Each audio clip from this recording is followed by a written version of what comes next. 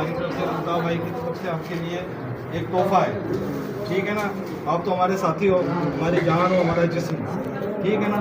बस ये है कि आपके लिए दुआ करते हैं, हम आपके लिए हाजिर हैं, एक दूसरे को जानते हैं। एक मैसेज कराओगे पहुंचाएंगे, वैसे भी हम आते रहेंगे, ठीक है ना।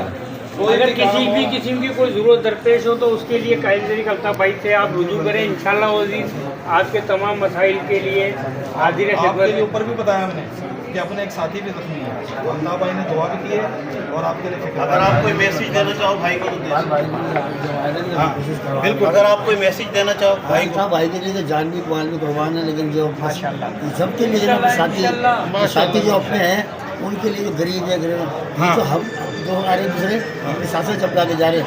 जी सही बात है। तहरीक जो ना हमारी ये है क्या, ये एमक्यूएम जो सबको लेके चलते हैं साहब। कोई आ रहा है, कोई अपने साथ कोई आप मेरे एमक्यूएम असल बस ये थोड़ा सा दो लफ्ज़ बोल दो अल्ताफ भाई के लिए, अल्ताफ भाई के लिए कुछ मेरे साथ एक लगा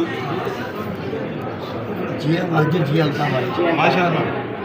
हर वक्त साथ हैं, जान माल भी साथ है अल्ताफ भाई के। अल्ताफ भाई हमारे साथ हैं और भाई हम आपके कारकुन हैं, कल भी और आज भी माशाल्लाह। सबके लिए अब सब करना।